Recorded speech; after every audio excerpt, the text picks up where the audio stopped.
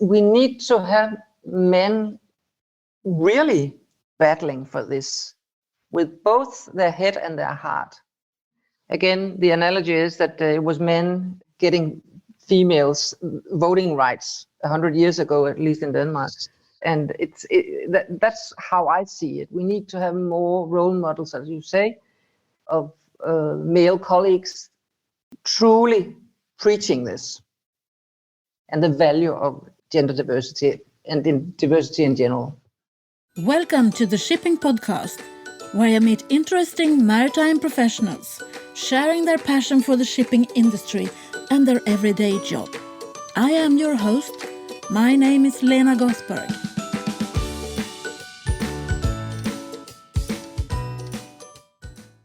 Hello, Shipping Podcast listeners, and welcome to episode 186 of the Shipping Podcast.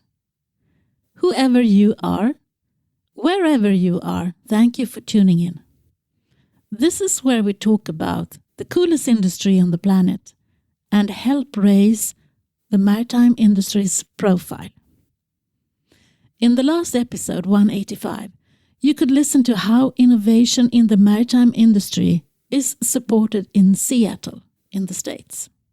In this episode, you will hear how things are done in Copenhagen, Denmark. Lotte Lundberg is a former broker with 39 years in the AP Moller group, who now works as a director for the Danish Maritime Fund and is a board member with various maritime companies. I was introduced to Lotte through a mutual acquaintance who saw something in us that he thought could be a match. Ever since Lotte was appointed to the Danish Maritime Fund, I have wanted to talk to her about that. And today, I'm glad that I can share our conversation with you. This is Lotte Lundberg for you.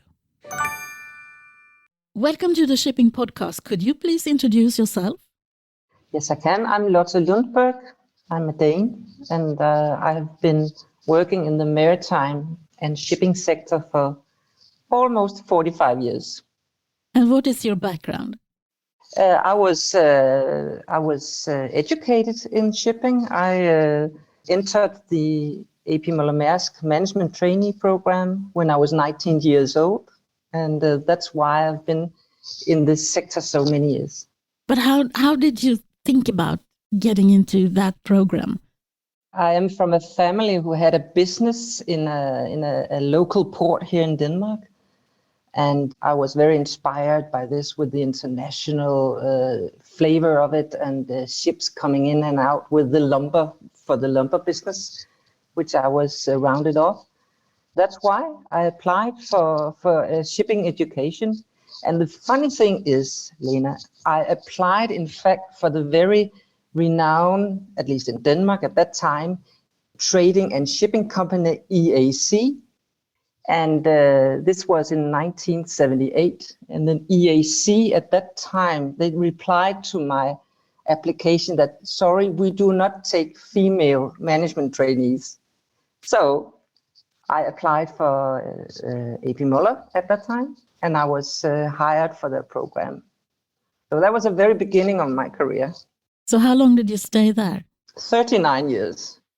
Oh my God. I only left 5 years ago, and it's been a wonderful journey for me, of course. I've been involved in many different businesses, mostly in the broker business. I've spent maybe 17 years all told in the broker business, Maersk Broker. The remaining period I spent primarily with Maersk Line.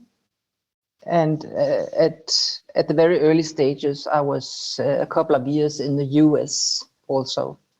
So it's been a wonderful experience and career for me. So what are the biggest changes that you have seen during your career? It's the massive growth, I would say. At that time when I entered back in the 70s, it was essentially what you would call a small, medium-sized shipping company at that time. But during the years I've spent there it was a massive growth in all kinds of directions. And especially, of course, I was part of the entire containerization, you could say, of the business.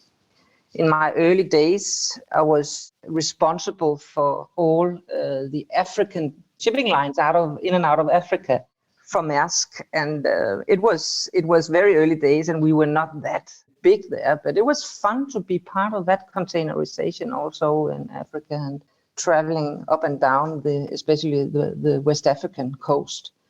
But looking at the company today, it's a completely different company, and for good reasons also, because it became big and big and big, and also I think that it's the right strategy to focus more on the core business and what they are good at, and then perhaps also disintegrate from particularly the oil-related businesses as Maersk has done. So it's my heart is still with Maersk, of course, having been so many years there. But I think also I'm proud to say that now heading the Danish Maritime Fund, I'm engaged with many different Danish shipping companies, and I think we could, as a shipping cluster here in especially in Copenhagen, I'm proud of what the shipping cluster is all about here. So yeah, but there are lots of Maersk colleagues in the other companies now also, so that's fun also. I think you should be proud. Could you talk a little bit about the Maritime Fund? Because I'm impressed by the Danish shipping community that set that system up, and what you do and how you support the maritime industry in Denmark. Yes, and we are, in fact, a very rare species, you could say.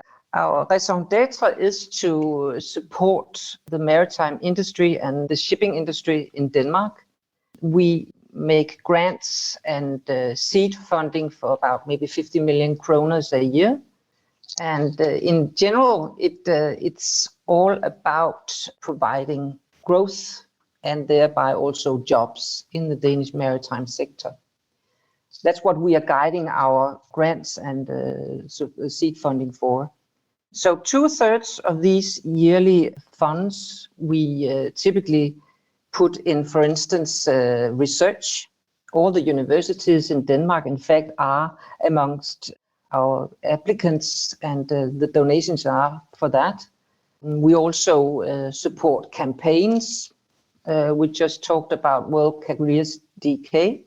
That's something that we are also funding. So various initiatives that is able to support growth of the Danish maritime sector, we make donations to. And the last 1/3, which is the very interesting thing, I think, is that we provide seed funding. So it's loans to especially startups. And currently, I think we have 80 live startups in our portfolio. So there's a lot of interest in innovation in the small country here. Typically, it's very hard tech. It's drones. It's robot technology. The operational ability of hull cleaning, tank cleaning, etc. But we also have soft tech startups that provides marketplace economy to the shipping sector. So we have quite a few interesting stuff going on here, and it's not big grants, it's not big loans, but we know that it's a great opportunity, especially also for the startups, to maybe 1 million kroner for the very high risk seed funding. It helps them a lot, and then they will go to the next level to seek next level funding, maybe from growth foundations here in Denmark, maybe from angels, venture capital, etc.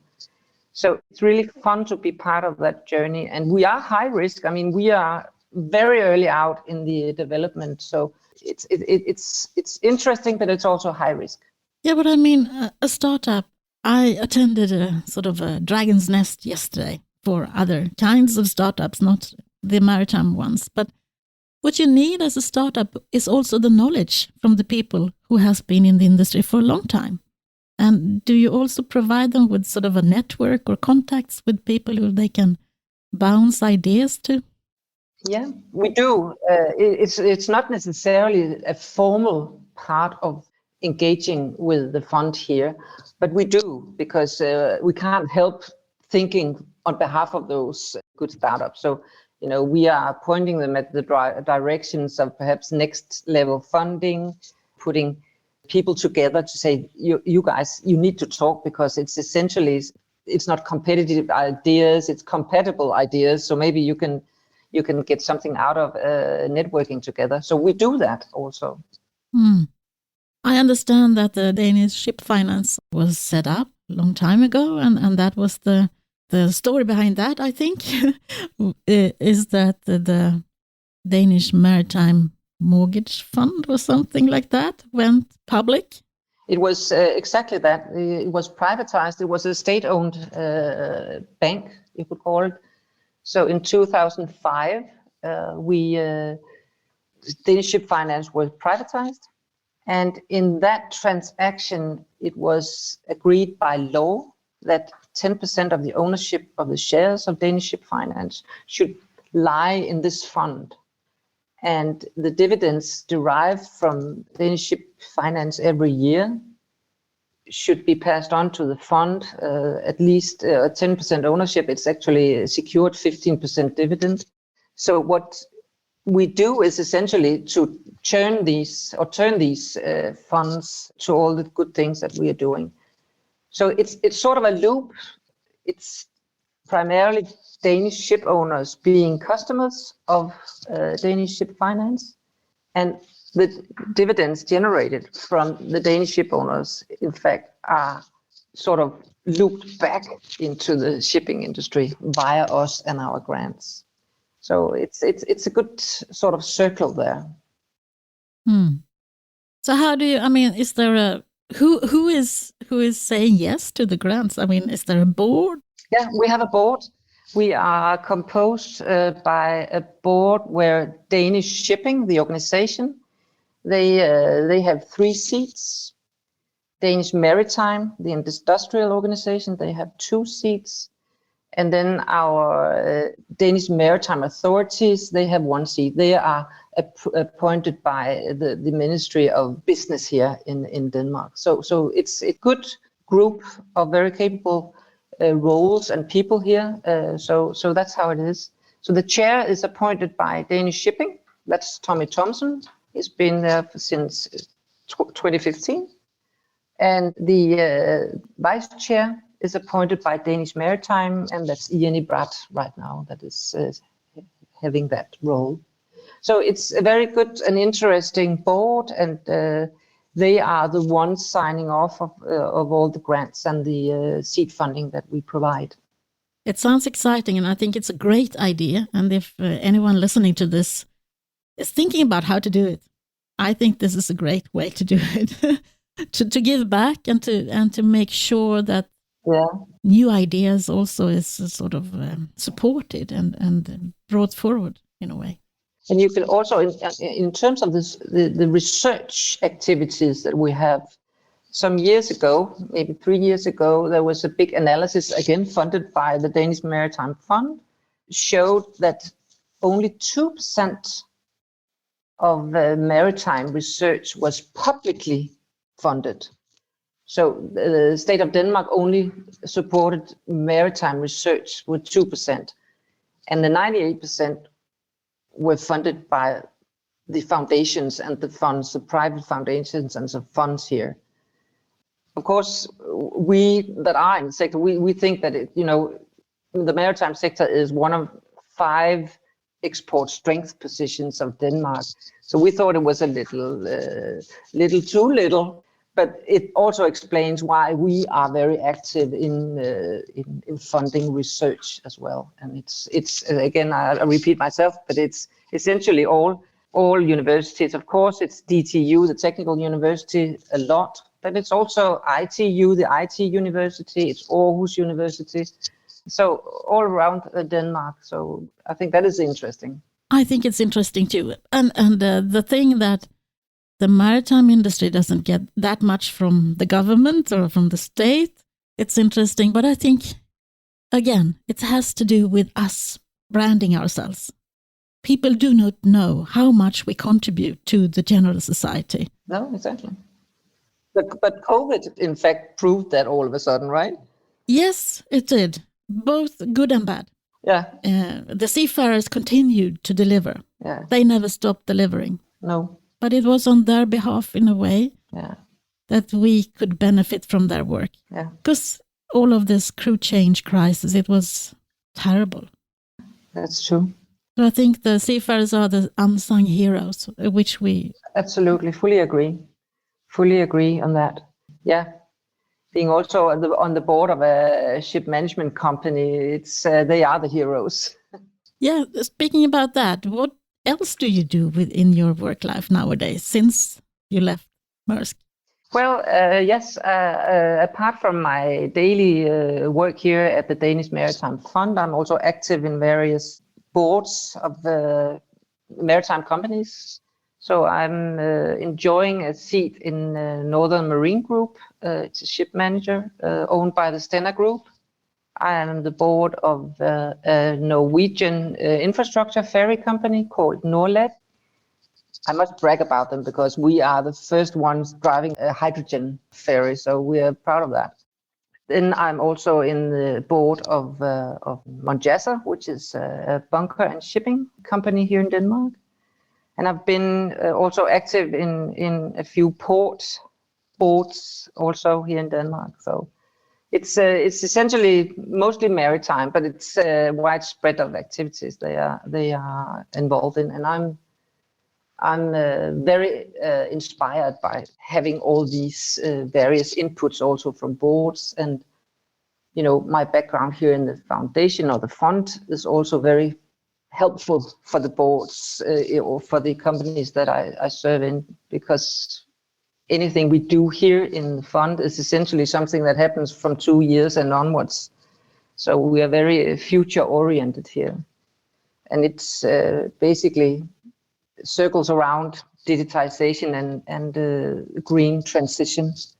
So it's very interesting to get both the very corporate input from the board roles I have, and then combining that with the fund's activities here also. So yeah. May I ask, do you meet a lot of female board members on your journey in the maritime industry? I must say I do not. Mostly I have been the only one I think I have totally served 12 boards over the past 10 years. So yes, it mirrors my career, being the only female for many years in various functions. But now I think it opens up. In Norway, I am 1 out of 3 females, so that's good.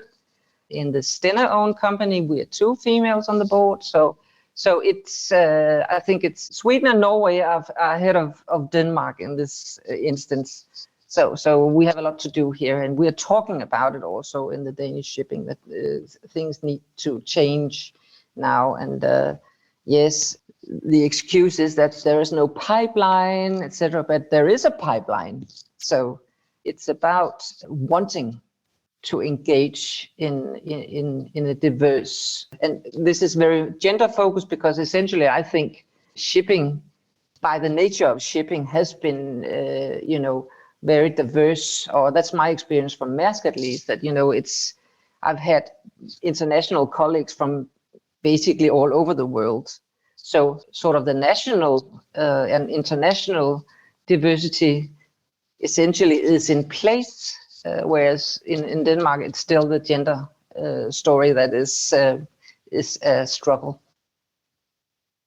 I know that gender diversity is close to your heart. I have read your articles. They're mostly in Danish, but I have read them. Yeah. And I'm proud to say that when I started this podcast, I had a secret dream that maybe I could have 50-50 men and women being interviewed.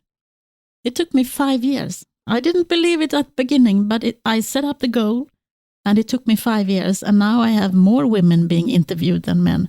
And I'm not interviewing them because they're women. I'm interviewing interesting people in the maritime industry. They happen to be women, but no one really sees them or listens to them in the same way. And that might be connected to that I am a woman. I see them, I hear them. And that, in my view, I think we should have the election committees being diverse. We should start there, because you have a tendency to look in your own network when you're looking for people, proposing someone to become a board member or whatever it is. You look in your own network and you say, yeah, that person should be really good.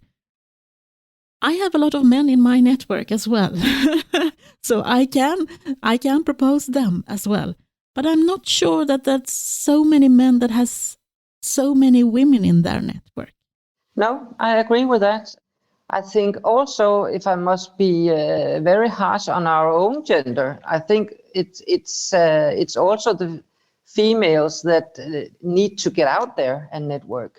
And frankly, I don't think it comes with a female network. I know that in Denmark we have a few female networks, and historically, I have frankly abstained from female networks because I don't think necessarily that that's the right thing, because maybe that's also a discrimination, you could say, by nature. So I have not necessarily sought these female networks myself, because I think it's about you get the best out of mixed networks. And going back to my point is that, I think also the females, women like us, we need to be more active, in the networks. So yeah, definitely. Yeah, I think, for instance, I entered into Vista in Sweden in the year 2000 when I became a manager at an insurance company.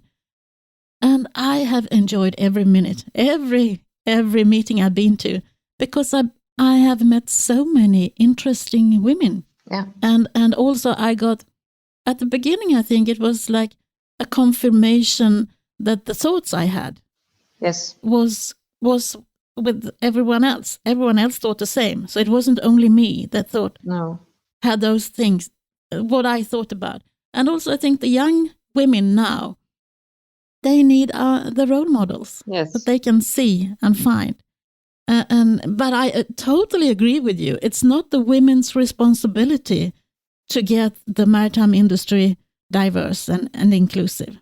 We need to do that together, but we need to start somewhere. And I think I'm on a quest here to pinpoint the men who wants to change and work with them. Yeah. Because we cannot do the same thing that the men has done. We can't exclude the men now. No. We need to work together. Exactly. And as you know, my opinion is that it's not necessarily the women that can push this agenda, because then it's also become sort of a little hysterical sometimes. I think it's the men, as you mentioned, and we talked about before. We need to have men really battling for this with both their head and their heart. Again, the analogy is that it was men getting females voting rights 100 years ago, at least in Denmark. And that's how I see it. We need to have more role models, as you say, of male colleagues truly preaching this and the value of gender diversity and diversity in general. So there's something to be inspired by perhaps some of our male listeners here. How do you see the future for the maritime industry in general? I think we are on a fantastic journey. I'm proud myself of being part of a sector that globally, as the only one, having made targets and pledges on the green transformation and the greenhouse gas reductions. We are walking the talk in the maritime sector. As mentioned just a little bit back, the ferry company I'm engaged with, we have many ferries on electricity, now also with hydrogen. I know this is much easier on short sea than deep sea, but it's the right direction. The big shipping companies are also walking the talk now. Maersk having ordered maybe 13 methanol ships in total without even having the infrastructure of the fuel in place. I think it's these bold moves that we can be proud of in the sector. Stena Group also very active in this agenda, and also having drawings on the board with the electrical ferry from Gothenburg to Frederikshavn and so on. So I think it's very inspirational, and I preach that to all the young people that are interested in listening to that. And they are, because they are very focused on the green transition. And that's the agenda we should market ourselves on as a sector going forward, because it's in Denmark we struggle to get young people interested in shipping. It's highly competitive employment market here, and young people are rather looking for jobs that are meaningful in terms of the green transition, digitization, etc. So the green agenda is definitely something that we can, in fact, showcase that there's something here going on. So it's definitely the right start of the future of shipping. So I'm quite enthusiastic about that we can do a lot to spark that ahead. It's also mind-boggling to consider that, yes, one ship means a lot of CO2 footprint, but essentially also showcasing the fact that, for instance, a container ship carrying containers, the footprint of a couple of Nike trainers is really not that big. So get all the cargo out on ships instead of air freighting and land transportation, etc. So that's also something that I think would be the future. I think it's got to do with us not being visible enough. Do you have any ideas of how we can become more visible to the general public? We have lots of ideas, and we are funding also lots of ideas here. And I know the Danish Maritime Fund is very focused on Denmark because that's our charter. It's the Danish maritime sector and growth of that. But you are pointing exactly at the issue here, because we have traditionally been very close about it. And it's also because that, as an example, Danish Shipping is not necessarily operating in Denmark. I mean, maybe it's only DFDS and Molslinjen, etc. But so we are not visible with ships, etc. So getting that understanding to the public here is a challenge. But what we do here is to fund a lot of presence in, for instance, our various tech conferences that doesn't necessarily concern maritime, but we fund maritime presence at tech conferences, at green transition conferences and festivals. Also, there's a festival called Tomorrow that takes place for the second year in a row now. We have put a little bit money in that because then they will create a maritime space there. So that's just one or few examples of what we do in the little cluster here in Denmark, so the public can get a little bit more aware of what shipping is and why we need shipping, also in terms of the green transition. Yeah, and showing all the different career paths that you can take in our industry. I mean, that is also mind-boggling, I think. Yeah, it is. There's so many different jobs and especially interesting people that you meet if you work in our industry. Yeah. So who do you think I should interview the next?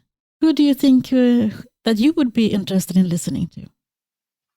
I would be interested in listening to yet another female leader in the maritime space. And I think it could be, I've met interesting female leaders in China, in India.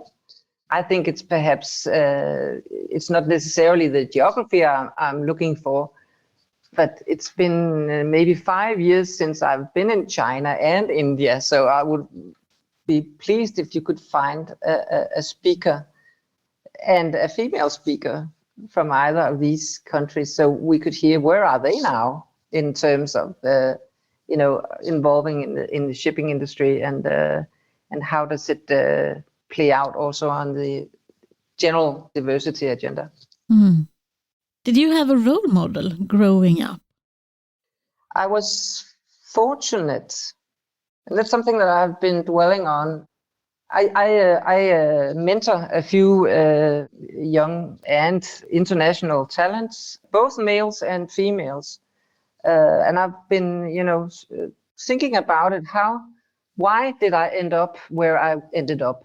And I think it's about, I had my grandfather on my father's side and a grandfather on my mother's side, and my father. Three role models, you could say. They said, Lotte, the sky is the limit. You can do anything you want. So without having any sort of bias from their side on where I could end up or where I couldn't end up. So that's why I say also to my young talents here, they should maybe consider also how have they been raised in sort of a biased environment. I wasn't. So that's why I tell you this story, that I had both my grandparents and my father, and of course also my mother, but especially the fathers and the grandfathers said, you can do what you want, Lotte. Go get them. Do you consider yourself as a role model today? I not necessarily, but I'm thrilled that at least some people seek my advice, and I love giving advice because it's also about maturing leaders. I also say to them that, it's wonderful to have good leaders, but you also learn a lot from the leaders that are not so good. So, and you will meet both in your career. And you get your takeaways from that. So, I'm pleased that I can mentor young people. Thank you, Lotte, for taking the time to speak to me. I hope to see you in real life soon again. Yes, absolutely, Lena. Thank you, Lotte. That was very inspiring. I got so many takeaways out of our chat. The maritime industry should definitely promote that we circle around digitalization and green transition to attract the next generation. I also think it's a great idea to attend tech conferences and break the silos. We need to work together. Then we will be seen by the public. But we will also learn from others because we are opening up. There are so many benefits from rethinking how things have always been done if we want a different result in the world's coolest industry. We need the change. Have you subscribed to my newsletter? It's released every other Friday. The Fridays where there is no new episode of the Shipping Podcast. I don't have the time to release an episode every week. And I don't think that you have the time to listen to me every week. So instead, you can read what's on my mind. Go to theshippingpodcast.com or to the Facebook page group of the Shipping Podcast and subscribe if you want more of this. Until the next time, from me to you, over and out. Thank you for listening to the Shipping Podcast. Don't forget to tell everyone that you meet that there is a shipping podcast available and that they should download it and listen to the maritime professionals who are sharing their passion for the shipping industry.